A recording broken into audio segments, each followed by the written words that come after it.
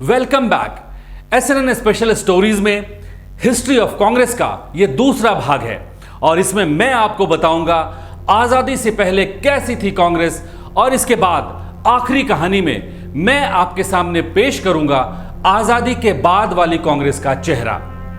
अभी फिलहाल जो ताजा घटनाक्रम है उसके हिसाब से कांग्रेस पार्टी में अंदरूनी कलह बेनकाब होने के बाद उस पर पर्दा डालने की कोशिशें हो रही हैं। राहुल गांधी ने कहा, मेरे कहने का मतलब वो नहीं था कि कांग्रेस नेता बीजेपी से मिले हुए हैं। कपिल सिब्बल ने भी अपना ट्वीट वापस ले लिया और यह कहते हुए कि मीडिया ने ही गलत बयानी कर दी। ठीक है, मीडिया ने गलत बयानी कर दी तो आप क्या ना समझ थे जो राहुल गांधी के बयान के बाद ट्वीट कर दिया बिना सोचे समझे? आपको पता नहीं था कि आपके एक ट्वीट से कितना बड़ा भूचाल आ जाएगा? दरअसल कांग्रेस के शीर्ष नेतृत्व में मनमुटाव तो था ही, संवाद न होने की वजह से एक दूसरे के प्रति अविश्वास और बढ़ता जा रहा था और कांग्रेस वर्किंग कमेटी की बैठक में मौका मिला तो सबका दर्द छलक पड़ा। न राहुल गांधी ने मौके को जाने दिया और न ही कपिल सिब्बल और गुलाम नबी आजाद समेत दूसरे नेताओं ने। लेकिन कमान से निकला हुआ तीर कभी वापस नहीं लौटता। कितनी भी सफाई दें, लीपापोती करें, लेकिन कांग्रेस की अंदरूनी कलह पूरी तरह बेनकाब हो चुकी है। कांग्रेस इतिहास के सबसे बुरे दौर में आ चुका है। इसलिए आज हम आपके सामने पेश कर रहे हैं कांग्रेस का इतिहास। कांग्रेसियों को अपने ही इतिहास से सबक लेने की जरूरत है। कांग्रेस की स्थापना 28 दिसंबर 1885 को मुंबई के गोकुलदास तेजपाल संस्कृत महाविद्यालय में 72 प्रतिनिधियों की मौजूदगी में हुई थी।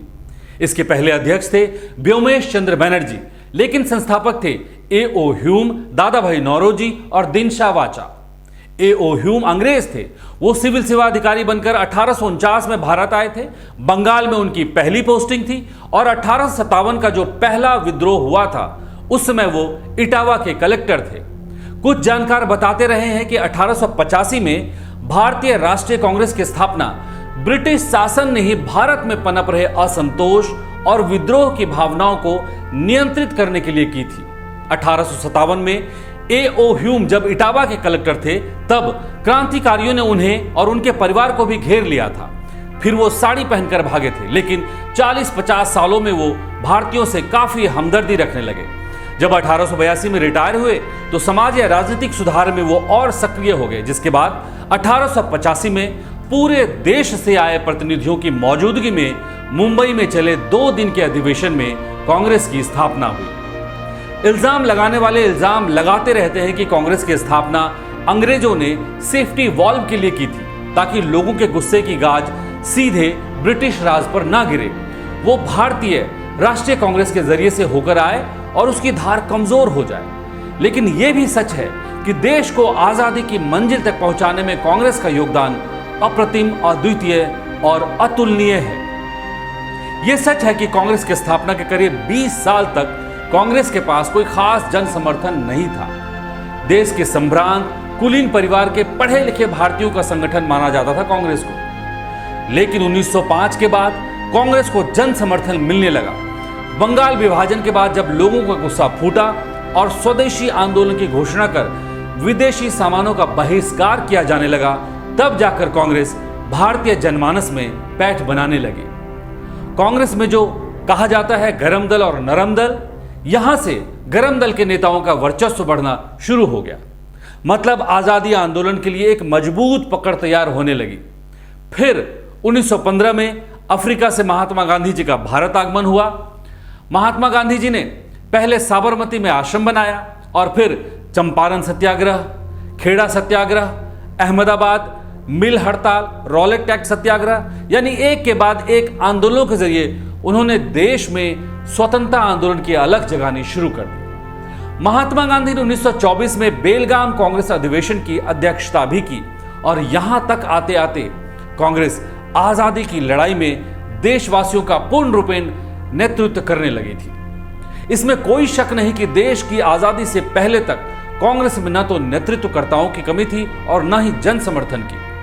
महात्मा गांधी, सरदार वल्लभ भाई पटेल, सुभाष चंद्र बोस, अबुल कलाम आजाद, सरोजिनी नायडू ऐसी कई हस्तियों ने कांग्रेस का अध्यक्ष पद संभाला, लेकिन आजादी के बाद न जाने कैसे कांग्रेस में हस्तियों का अकाल पड़ गया है। पिछले 135 साल में कांग्रेस के 88 अध्यक्ष रह चुके हैं। आजादी के बाद भी 18 हस्तियां कांग्रेस अध्यक्ष पद पर विराजमान रही हैं, लेकिन आजाद हिंदुस्तान के पिछले 73 साल में कुछ 38 साल नेहरू गांधी परिवार का सदस्य ही कांग्रेस का अध्यक्ष रहा, और सोनिया गांधी तो अभी तक 19 साल कांग्रेस के अध्यक्ष रह चुकी हैं। ये एक रिकॉर्ड है, सबसे लंबे समय तक कांग्रेस अध्यक्ष रहने का रिकॉर्ड। लेकिन आजादी के बाद कांग्रेस के इस हश्र के लिए सिर्फ गांधी परिवार ही जिम्मेदार नहीं है, वो तमाम बड़े कांग्रेसी नेता भी जिम्मेदार हैं जो खुद अपनी जगह बनाए या बचाए रखने के लिए कांग्रेस को परिवारवाद के शिकंजे से बाहर आने ही नहीं देते।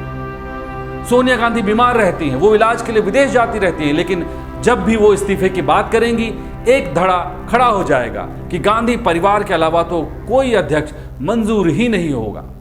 उनमें खुद पार्टी को नेतृत्व देने की क्षमता नहीं है, लेकिन वो दूसरे काबिल नेता का खेल खराब करने में कामयाब जरूर हो जाते हैं। राहुल गांधी ने भी खुद अध्यक्ष पद छोड़ा था, तब जाकर सोनिया गांधी पिछले साल अंतरिम अध्यक्ष बनने पर राजी हुई थी।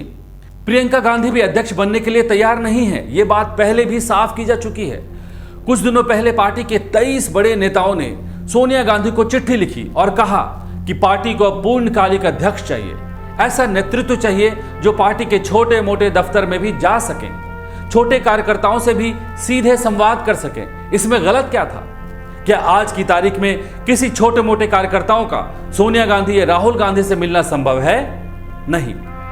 लेकिन आज की तारीख में यह बेहद जरूरी है कि कांग्रेस अध्यक्ष और उनके आसपास के बेहद करीबी लोग पार्टी के छोटे छोटे दफ्तरों में भी जाएं, कार्यकर्ताओं में जोश भरें, क्योंकि उनका मोटिवेशन लेवल काफी नीचे जा चुका है। लेकिन देखिए, फिर से शुरू हो गई कहानी। नए अध्यक्ष के ऐलान से पहले जोरदार प्रदर्शन, गांधी परिवार का सदस्य ही अध्यक्ष के रूप में हमें मंजूर होगा। अगली कहानी में हम आपको बताएंगे कितनी बार कांग्रेस ने गांधी परिवार के चंगुल से बाहर निकलने की कोशिश की, लेकिन कुछ चाटुकार सरीखे नेताओं ने ऐसा नहीं होने दिया। उन्होंने गांधी परिवार के सदस्यों को भी दिग्भ्रमित किया और अपनी रोटी सेकते रहे। देश की दिलचस्प कहानियों के लिए SNTV इंडिया चैनल को अभी सब्सक्राइब कीजिए। हम जल्द हाजिर होंगे अगली कहानी के साथ। धन्यवाद।